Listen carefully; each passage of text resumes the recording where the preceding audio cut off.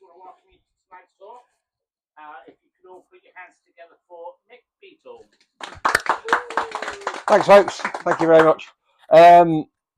Right, I suppose I better introduce myself a little bit and a little bit about me, bit of background. I suppose one way to put it is I am a geek. I am a music geek. I am a film geek. I am a book geek. I am a self-confessed apple, which is, for those of you that don't know, is an adult fan of Lego. So actually, to be stood in here surrounded by books and Lego and everything is absolutely, fantastic.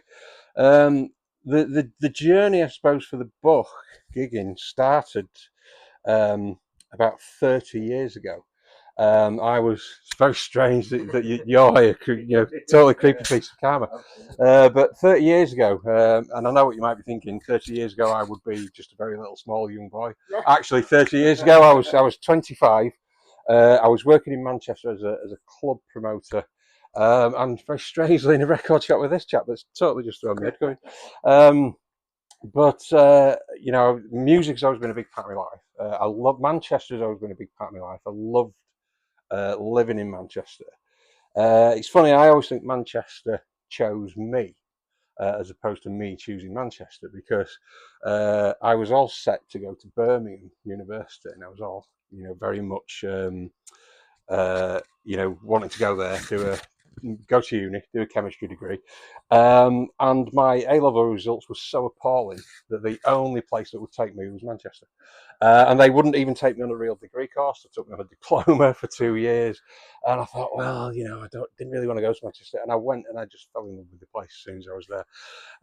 So this is, Manchester is a big part of gigging the book. But it all started probably about 30 years ago when I'd been out with some friends, and we'd gone back to kind of their house, and we were sat around a little fire pit in the back garden talking about things, and as you do, one of the questions came up: if you could go back and if you had the chance to go back kind of through time and do things differently, what would you do? Would you go back and try and prevent wars, or would you go back and maybe kill Hitler? All these kind of things. And our answer was simple: we would go back to all the gigs that we missed because we weren't around at the right time. We'd go see some of the bands that were in the 60s, and this is kind of where the idea of gigging came from. So I kind of got immediately I left, and I went home the next day, and I was thinking, it's kind of there's a tale here somewhere. There's a story here somewhere, and I started writing it straight away. So this was probably about 1996, and I know what you're thinking. It's now 2026. So did it really take you 30 years to do it? Kind of. So I started writing it. Progress went really well. I got about 110 pages into it. And hammering away at it, and I always wanted lots of really fine detail in it to really set the scene for what Manchester was like at that time. And there was no kind of Google wasn't very good back then. There was no computers really of any, they're okay, but they weren't great. A lot of people are using cyber cafes, if you remember cyber cafes, and going to the library if you want the computer access, that kind of stuff.